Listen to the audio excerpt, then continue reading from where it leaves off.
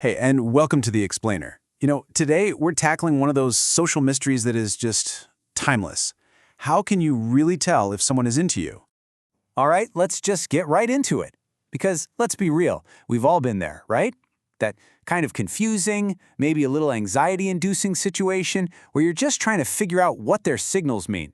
It's like you're trying to solve a puzzle without all the pieces. Yeah, it's that one question that just plays in a loop in your head. Does he actually like me, or is he just, being nice? And it can feel totally impossible to figure out. But what if, instead of guessing, you could start observing? What if you could basically become a detective and look for some real solid clues? Well, guess what? That is exactly what we're going to do today. I want you to think of this explainer as your own personal decoder ring. We're going to break down count them, six key signs that will help you turn all that confusion into some real clarity. Okay, so let's get to it. Let's look at the evidence. We're going to walk through 6 different types of behavior, clue by clue, so we can start building a much clearer picture of what's actually happening.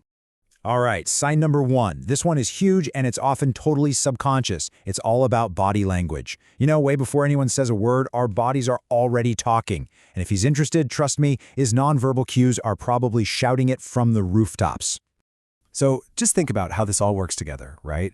When he leans in, he's literally closing the distance between you. And when his feet and shoulders are pointed your way, it's like a compass. It's showing you exactly where his attention is focused. And the uncrossed arms? Oh, that's a classic. It's a nonverbal way of saying, hey, I'm open, I'm comfortable. Okay, moving on to clue number 2. This one is all about the eyes. I mean, they're not just the window to the soul for nothing, right? They are a huge giveaway for focus and attraction. The key here isn't if he looks at you, it's how he looks at you. So yeah, the really important thing here is the quality of that eye contact. Anyone can make polite eye contact, but holding it for just that extra second, that signals something more. And that little double take move where he looks away and then looks right back, that's a classic sign of, wow, I can't stop looking. And get this, pupil dilation. That's a totally involuntary physical response. It's literally his brain saying, hey, I like this, before he's even had a chance to think about it. All right, let's talk about clue number 3. This one shifts gears a little bit, away from what his body is doing to what his brain is doing. So, when you're talking, is he really truly with you in that moment? And this really gets to the heart of it, doesn't it? The difference between just hearing words and actually listening. I mean, anyone can nod along, but someone who's genuinely into you, they put their phone away, which, let's face it, is a huge deal these days. Not only that, they'll ask smart follow-up questions. And the real kicker? They'll remember that tiny little thing you mentioned offhand last week. That right there, that means you're taking up space in his brain. So sign number 4 is all about the vibe of the conversation. It's not just about the topic, it's about the how. How does it feel to talk to him? Is there, a spark?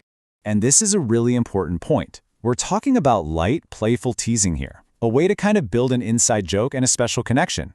And pay attention to the compliments. Are they generic, like you look nice, or are they specific, like, wow, your sense of humor is amazing? See the difference? One is about your appearance, the other is about you.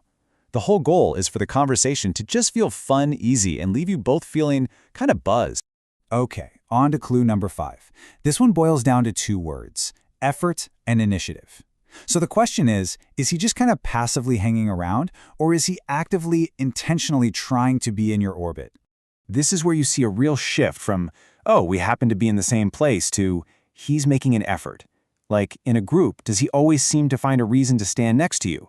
Does he text you something funny that relates to a conversation you had just to check in? It's not about being aggressive or pushy. It's about that consistent, low-key effort to, just close that gap and keep the conversation alive.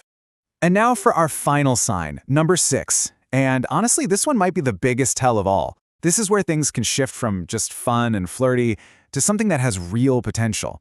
It's all about vulnerability. So when you look at these things, what's really happening? He's inviting you into his world. Sharing personal stories, talking about hopes for the future, asking for your real opinion on something that matters to him. Come on, you don't do that with just anybody. It's a huge sign that he values what you think, and he's seeing if there's potential for something deeper. Okay, so let's recap. We have our 6 signs: the body language, the way he looks at you, how he listens, the playful banter, making an effort to be near you, and sharing personal stuff. But just knowing the signs is only half the job, right? The real question is, how do you use this information without driving yourself crazy overanalyzing every little thing? And this, right here, is probably the most important thing to remember from this whole explainer. One sign by itself, it could mean anything. It could be nothing. So don't get hung up on a single thing. But a cluster of signs, if he's leaning in, holding your gaze, and he brings up that joke you made last week, that's not a fluke. That's a pattern. And you also got to check the context. Is he just a super friendly guy with everyone, or is this behavior reserved just for you? You're looking for clusters, patterns, over time. Look, at the end of the day, this whole thing isn't about playing games. It's about getting clarity. It's about swapping that feeling of, I have no idea what's going on, for a feeling of confidence. You're trading anxiety for information, and that's incredibly empowering. So you've got the clues now. The only question left is, what's your next move?